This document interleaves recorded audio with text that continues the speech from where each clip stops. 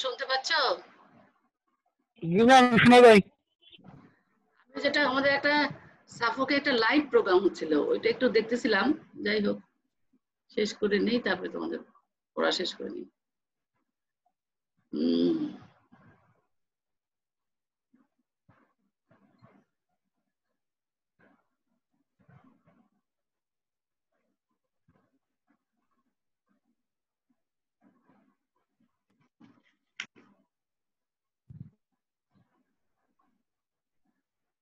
কালকে তো প্রাইমারিটা পড়ায় ফেললাম, আজকে হলো সেকেন্ডারি পিপিএইচ। হ্যাঁ, সেকেন্ডারি পিপিএইচ পড়াই আমি আবার একটু অন্য কোনো টপিকসে চলে যাব হচ্ছে চিন্তা করছি পিআইডিটা শুরু করি, কারণ পিআইডিটা মনে হয় পড়ানো হয়নি তোমাদের। সেকেন্ডারি পিপিএইচ এর বাই ডেফিনিশন হচ্ছে হলো যেটা বলা হলো কালকে, যে ডেলিভারি 24 আওয়ার পর থেকে হোল অফ দ্য পিরিয়ড যদি ব্লিডিং বেশি হয় সেটাকে আমরা বলবো secondary period. Just this is the time limit. হ্যাঁ, পিরিয়ডের যে পিপিএইচ এর যে ডেফিনিশন, সেই পিপিএইচটা যদি টাইমটা তোমার 24 আওয়ার পরে হয় তাহলে আমরা বলবো সেকেন্ডারি পোস্টপার্টাম হেমোরেজ। কজ কি কেন হয় secondary postpartum haemorrhage? The interesting বিষয় হচ্ছিল the bleeding is usually occurs between the age 8 to 14 days of delivery. Usually এটা 8 থেকে 14 days এর মধ্যে বেশি হয় ইউজুয়ালি। তার মেইন কারণ হলো যে এটা আসলে মানে infection related cause. Infection related কজের জন্য ইনফেকশন হয়ে সেটা ফ্লেয়ার আপ হয়ে তার সিমটম প্রডিউস করতে 8 to 14 days লেগে যায়। কজগুলো কি কি? একটা আমার রিটেন পিটস অফ কটিলিডোনাল মেমব্রেন কোনো কারণে যদি আমরা মিস করি, আমরা যদি থার্ড স্টেজ অফ ম্যানেজমেন্ট যদি প্রপারলি না করি, আমরা যদি জিনিসটা না দেখি যে আসলে এর প্লাসেন্টা মেমব্রেন যে আমরা এক্সপালশন করলাম এটা যদি আমরা এক্সামিনেশন না করি দুইটা সারফেস ঠিক মতো, তাহলে এটা একটা সমস্যা হতে পারে। Separation of the slab over a deep cervicovaginal laceration following the infection. এখানে একটা ইনফেকশন ছিল, মানে টিয়ার ছিল, সার্ভাইক অথবা ভ্যাজানাতে কোনো ইনজুরি ছিল, সেই ইনজুরিটা তোমার ব্লিডিং বন্ধ হয়ে হিলিং প্রসেসে ছিল, কিন্তু ওখানে যদি কোনো কারণে ইনফেকশন হয় তাহলে ওটা ল্যাসেরেশন হয়, ওই জায়গাটা বা স্ল্যাপ আউটও খুলে পড়ে যায়, খুলে পড়ে গিয়ে আবার হতে পারে। সেটা হলো separation of the slab over a deep cervicovaginal laceration following the infection. Sub-involution of the placental side due to delayed healing process because of low grade of infection. Specially maximum জিনিসই সবকিছু কিন্তু ইনফেকশন রিলেটেড। তাহলে sub involution হচ্ছে প্লাসেন্টার site, যেখানে placenta আমাদের implantation হয়েছিল, প্লাসেন্টার সাইটে যেখানে ইউটারাসের সঙ্গে যে জায়গাটা লাগানো ছিল ওই জায়গাটা কোনো কারণে সাব ইনভলিউশন হলো না, আবার ইনফেকশন হলো, হয়ে ওখান থেকে আবার ব্লিডিংটা শুরু হলো। Withdrawal bleeding following estrogen therapy for the suppression of the lactation. Lactation সাপ্রেশনের যদি আমরা স্ট্রোজেন দেই, কিন্তু আমরা ল্যাকটেশন সাপ্রেশনের জন্য এখন স্ট্রোজেন থেরাপিতে ইউজ করছি না, আমাদের ল্যাকটেশন সাপ্রেশনের জন্য আমাদের আরো অন্য কিছু আছে, সেটাই আমরা এখন ব্যবহার করি। কিছু কিছু সিচুয়েশন লাগে যেখানে আমাদের ল্যাকটেশন সাপ্রেশন করতে হয়। আর এটা একটা খুব ইম্পর্টেন্ট জিনিস, এখন যেহেতু rate of caesarean section is high, সিজারের রেটটা হাই, সেই জন্য সিজারাল সেকশনের ক্ষেত্রে যদি সেকেন্ডারি পিপিএইচ হয় এটা ইউজুয়ালি হয় 10 থেকে 14 days. Secondary hemorrhage from the cesarean section usually occur between 10 to 14 days and is probably due to separation of the slab from the glandular tissue. ইউটেরাসের যে উন্ডটা আছে, ইউটেরাসের যে ট্রান্সভার্স ইনসিশনটা দিয়ে আমরা বেবিটাকে বের করেছি, সেই উনটা দেখা গেল যে সেপারেশন হয়ে গেল, হয়ে স্ল্যাবটা পড়ে গেল, ওই একটা লো গ্রেড ইনফেকশন হলো, হয়ে সেপারেশন হয়ে ওখানে স্ল্যাবটা পড়ে গেল, অথবা ওখানে একটা গ্র্যানুলার টিস্যু বেশি ফর্মেশন হলো, সেখান থেকে হয়তো ব্লিডিং হচ্ছে। এই কোশ্চেনটা কিন্তু আমরা ধরি, হ্যাঁ, যে সিজারিয়ান সেকশনে সেকেন্ডারি হেমোরেজ হলে কি কারণে হয়, তাহলে দুইটা কারণ, একটা সেপারেশন অফ দ্য স্ল্যাব আর হচ্ছে ফ্রম গ্র্যানুলার টিস্যু। হ্যাঁ, এছাড়া আদারও কিছু কিছু কজ আছে, যেমন ধরো কোরিওকার্সিনোমা হতে পারে, অথবা অ্যাসোসিয়েটেড সি সার্ভিক্স ছিল, অ্যাসোসিয়েটেড প্লাসেন্টাল পলিপ ছিল, ইনফেক্টেড ফাইব্রয়েড অথবা ফাইব্রয়েড পলিপ ছিল, পিউপাল ইনভার্সন হয়ে আছে ইউটারাসটা, কেউ বুঝতে পারেনি যে ইউটারাসটা ইনভার্সন হয়ে আছে। হ্যাঁ, তাহলে এগুলো আমাদের কিন্তু প্রত্যেকটা কজই কিন্তু খুব important cause for secondary postpartum haemorrhage. এর ম্যানেজমেন্ট আমরা আসলে যখন এই ধরনের কোনো পেশেন্ট আমাদের কাছে আসবে, ফার্স্ট আমাদের কাছে সাপোর্টিভ থেরাপি দিতে হয়। হ্যাঁ, ব্লাড ট্রান্সফিউশন ইফ নেসেসারি, যদি প্রয়োজন হয় ব্লাড ট্রান্সফিউশন দেবো। তারপরে to administer ergometrine 0.5 milligram intramuscularly, to administer antibiotic as a routine. কারণ যেহেতু এটার মেইন কজই কিন্তু সবগুলাই কিন্তু ইনফেকশন হয়ে স্ল্যাপ আউট হয়ে হয়, সেই জন্য আমরা কিন্তু একটা তোমার অ্যান্টিবায়োটিক দিবই। হ্যাঁ, একটা আমরা first generation, second generation, third generation যে ধরনের মনে করব, যে পেশেন্টের জন্য সুইটেবল মনে করব, সেই পেশেন্টের জন্য সেই ধরনের একটা অ্যান্টিবায়োটিক দিব, এবং ব্লিডিংটা বন্ধ হওয়ার জন্য 0.5 মিলিগ্রাম একটা আর্গোমেট্রিন দিব, এবং যদি ব্লাড ট্রান্সমিশন লাগে তাহলে ব্লাড দেবো। এটা this is supportive therapy. Conservative থেরাপির মধ্যে কনজারভেটিভ আমরা মানে কি মানে করতে পারি বা কি করি, basically a careful watch for a period of 24 hour, 24 ঘন্টা আমরা তাকে কিন্তু মানে কেয়ারফুলি তাকে আমরা ওয়াচ করব, যে আসলে ব্লিডিং এর পরিমাণটা কেমন, কি পরিমাণ ব্লিডিং হচ্ছে, বা এই ব্লিডিংটা হয়ে কতটুকু পেশেন্টের জেল কন্ডিশন খারাপ হচ্ছে, এটা চিন্তা করে আমরা তার বাকি ম্যানেজমেন্টে তখন আমরা তাকে যাব। আচ্ছা, অ্যাক্টিভ ম্যানেজমেন্ট হচ্ছে আমরা কি করতে পারি অ্যাক্টিভলি যদি বেশি বেশি ব্লিডিং হয়, কিছু হয়। হ্যাঁ, তো এতে বলো, আমি ক্লাস নিচ্ছি। আচ্ছা, as a commonest cause is due to the retained bits of the placenta or cotyledon. হ্যাঁ, retained bits of the placenta অথবা cotyledon অথবা membrane, it is preferable to explore the uterus urgently under anesthesia. আমরা supportive therapy দিয়ে conservative তাকে 24 hour তাকে observe করে যদি আমরা দেখি যে না জেনারেল কন্ডিশন ইমপ্রুভ করছে না, অথবা ব্লিডিং পারসিস্ট করছে, তাহলে তখন আমাদের কিন্তু ফার্স্ট যেটা মাথায় আসতে হবে সেটা হলো কোনো রিটেন বিটস অফ প্লাসেন্টা আছে কিনা, সেটা চিন্তা করলে আমরা আন্ডার অ্যানেস্থেসিয়াকে এই রিটেন বিটসটাকে এক্সপ্লোর করে যে ম্যাটারিয়ালসটা আমরা পাবো সেই ম্যাটারিয়ালস পার্ট অফ আর হিস্টোপ্যাথোলজিক্যাল এক্সামিনেশনের জন্য।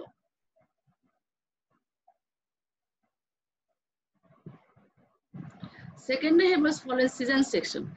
কোনো সময় দেখা যায় যে এই সিজন সেকশনের পরে আবার যে সেকেন্ডারি হেমারেজ হচ্ছে, ওই ধরনের ক্ষেত্রে কিন্তু ইউজুয়ালি দেখা যায় যে আমাদের কিন্তু ল্যাপারাটমি লাগে, আমাদের অপারেশন লাগে। তাহলে অপারেশন করে আমরা যে ল্যাপারাটমি করি, করে তাহলে কি করব, যেখানে ব্লিডিং হচ্ছে সেখানে একটা হেমোস্ট্যাটিক সুচার দেব, অথবা ligation of internal iliac artery ligation করব, যেটা প্রাইমারি পিপিএস এ কিছু কিছু বলেছিলাম। তবে এগুলো হচ্ছে সবচেয়ে ম্যাক্সিমাম ক্ষেত্রে কিন্তু আমাদের হিস্টেক্টমি করে ফেলতে হয় বেশিরভাগ ক্ষেত্রে। তাহলে হেমোস্ট্যাটিক সুচার দিয়ে যদি আমি বন্ধ করতে পারি করলাম, তা না পারলে আমার হচ্ছে ইন্টারনাল ইলিয়াক আর্টারি লাইগেশন যেতে হবে, সেটাও যদি আমার পক্ষে সম্ভব না হয় তাহলে আমাদেরকে হিস্টেক্টমি করে ফেলতে হবে। এটা হচ্ছে সেকেন্ডারি পিপিএইচ এর মেইন জিনিস মনে রাখতে হবে, কজ গুলা। সেকেন্ডারি পিপিএইচ এর মেইন কথা মনে রাখতে হবে ফলোইং ইনফেকশন। সেই জন্য আমরা এখানে আরেকটা কথা মনে রাখতে হবে, সেটা হচ্ছে যে আমরা কিন্তু একটা ইনভেস্টিগেশন করব। হ্যাঁ, ইনভেস্টিগেশন সাপোর্টিভ থেরাপি বা ম্যানেজমেন্ট দেওয়ার আগে যে ইনভেস্টিগেশন করব, ইনভেস্টিগেশন দেওয়া সিবিসি করলাম, ব্লাড গ্রুপিং ক্রস ম্যাচিং যদি করা না থাকে লাগলে আনতে দিলাম। 3 নাম্বার হচ্ছে একটা আরবিএস করতে হবে। হ্যাঁ, আরবিএস করতে হবে, আরবিএস করে দেখতে হবে যে ব্লাড সুগার বেশি কিনা। 4 নাম্বার ওটা আল্ট্রাসাউন্ড করে আমাদেরকে কনফার্ম করতে হবে কোনো রিটেন বিটস বা কটিলিডন কোনো কিছু আছে কিনা। হ্যাঁ, এটা দেখে নিতে হবে। কিন্তু আরেকটা ইম্পর্টেন্ট যদি সম্ভব হয় সেটা হচ্ছে আমরা হাই ভ্যাজিনাল সোয়াবটা নিয়ে আমরা কালচার সেন্সিটিভ পাঠাবো।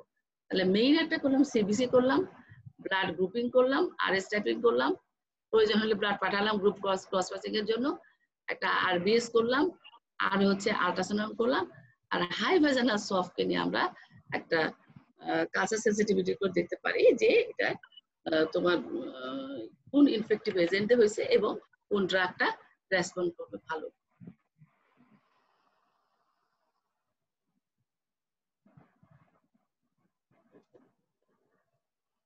Actually, uterine inversion, এটা আমাদের একটা থার্ড স্টেজ কমপ্লিকেশন মধ্যে, this is a rare complication, this is not the usual complication, though it is a rare complication but it is a life threatening complication.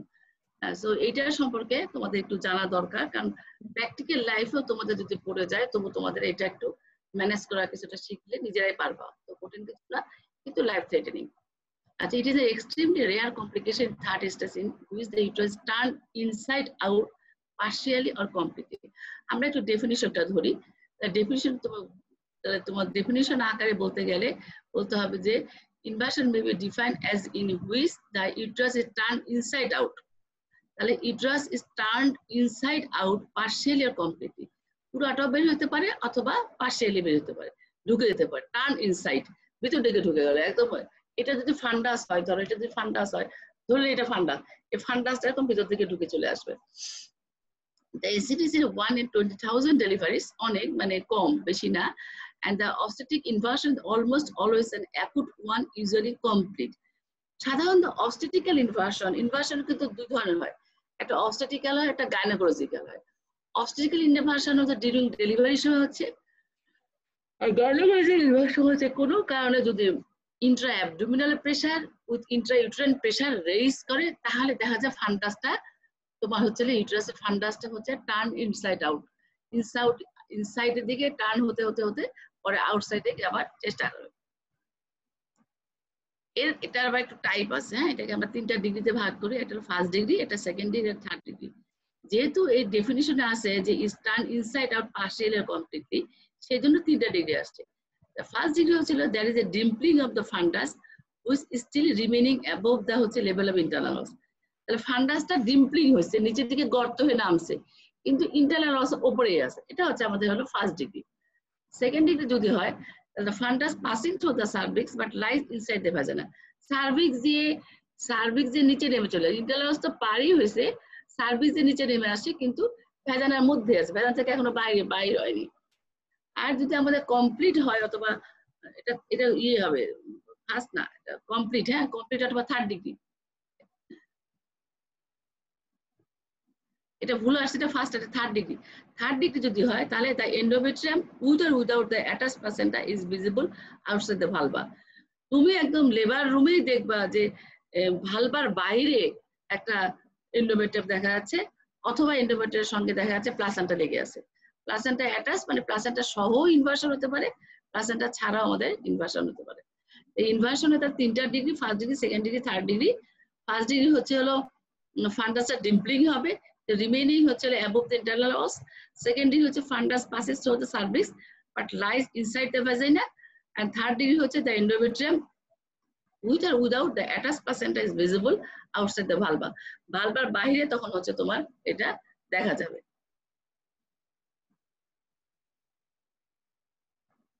এর কারণ কি, কেন হয় জিনিসটা, হ্যাঁ ইনভার্সনটা কেন হয়, হওয়ার পিছনে কতগুলো কারণ আছে। তার মধ্যে মেইন হচ্ছে যে the inversion may be spontaneous or commonly induced. Spontaneous হলে 40%, বাকিটা ইনডিউসড বেশি হয়। হ্যাঁ, ইনডিউস হচ্ছে this is due to the mismanagement of third stage of labour. তোমার প্লাসেন্টা সেপারেশন হয়নি, তুমি এদিকে ধরে ধরে টানাটানি করতেছো, তাই না? প্লাসেন্টা সেপারেশনের যে সাইন সিমটম, বারবারই কথাটা আসে যে প্লাসেন্টা সেপারেশনের সাইন সিমটমের মধ্যে কি কি পাবো, সাডেন গাশ অফ ব্লাড পাবো, পার্মানেন্ট লেন্থেনিং অফ দ্য কর্ড পাবো, পার অ্যাবডোমেন যদি হাত দেয় তাহলে ইউটারাসটা হার্ড কন্ট্রাক্টেড হবে। এটা কোনো কিছুই হলো না, তার আগে যদি পুলিং দ্য কর্ড ধরে আমি টানতে, আমি তো জানি না, আমি লেমেন, হ্যাঁ আমার জানা নাই, কর্ড দেখা যাচ্ছে টানলে বেরিয়ে আসবে, হচ্ছে কর্ড ধরে টানতেছে, তাহলে কি হবে, কর্ডটা ফান্ডাসে অ্যাটাচ হয়েছে, তখন ফান্ডাস সহ কর্ডটা ইনভার্সন শুরু হবে। ইডিস মেনোভার, উপর থেকে তুমি খালি গুতাগুতি করতেছো, ফান্ডাসকে ঠেলাঠেলি করতেছো প্লাসেন্টা বের হওয়ার জন্য, অথবা faulty technique in the manual removal of the placenta. গতকালকে যে manual remove of the placenta যেটা দেখালাম, ম্যানুয়াল রিমুভ অফ দ্য প্লাসেন্টাতে রাইট হ্যান্ডটা ভিতরেই থাকবে, পুরাটা সেপারেশন করার পরে লেফট হ্যান্ডে কর্ডটাকে ট্র্যাকশন দিয়ে প্লাসেন্টা বের করে রাইট হ্যান্ড ভিতরে থেকে তারপরে আমরা ইউটেরোটনিক ড্রাগ অক্সিটোসিন দিব, যখন ইউটারাস কন্ট্যাক্ট করবে তখন রাইট হ্যান্ডটা বের করে আসবো। আমি যদি রাইট হ্যান্ডটা আগে বের করে নিয়ে আসি, তাহলে তখন কিন্তু এই ফল্টি টেকনিকের জন্য আবার আমাদের ইউটারাসটা ইনভার্সন হওয়ার সম্ভাবনা হবে, তার মানে ফান্ডাসটা ডিম্পলিং হওয়া শুরু হবে, ফান্ডাসটা ডিম্পলিং হবে তখন।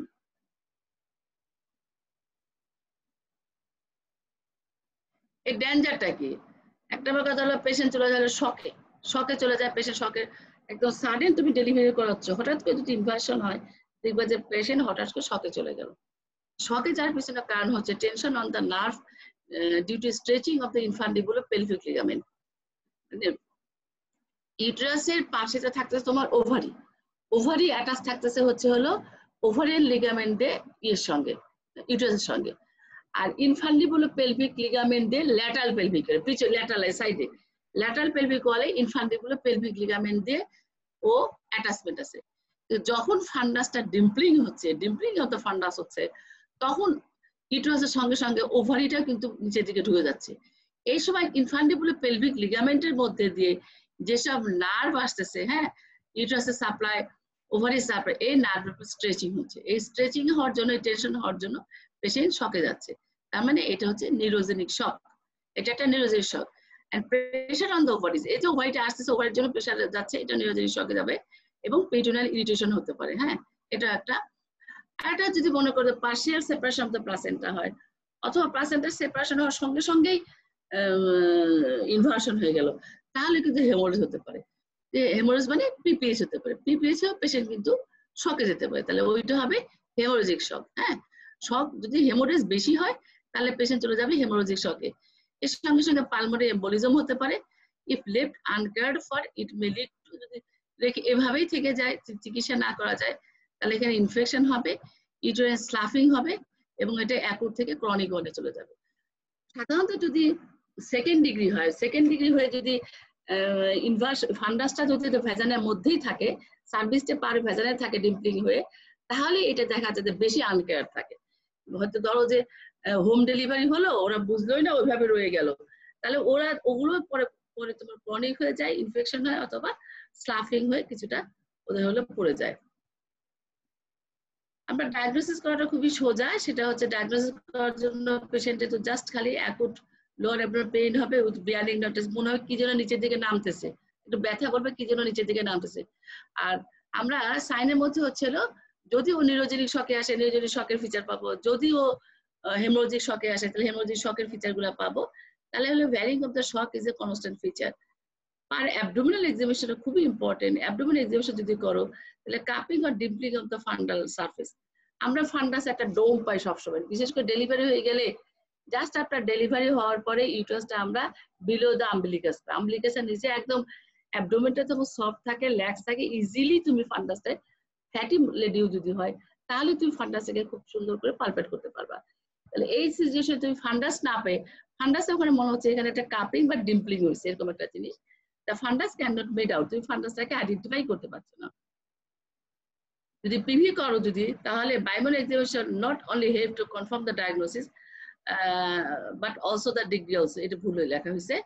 আচ্ছা, তাহলে bimanual examination not only help to confirm the diagnosis but degree also, মানে আমি পিভি করলে শুধু ডায়াগনোসিস কনফার্ম না, ডিগ্রিটা বলতে পারবো এটা ফার্স্ট ডিগ্রি, সেকেন্ড ডিগ্রি নাকি এটা থার্ড ডিগ্রি।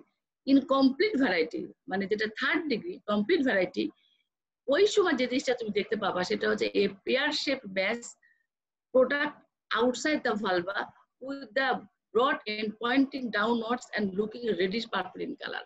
শুধু যদি আমি ইয়ে পাই, প্লাসেন্টা অ্যাটাচমেন্ট নাই, শুধু এন্ডোমেট্রিয়াম যদি আউটসাইড থাকে, তাহলে তখন কিন্তু রেডিশ পার্পল কালার পাবো। হ্যাঁ, তাহলে কেমন শেপ হবে? পেয়ার শেপ হবে।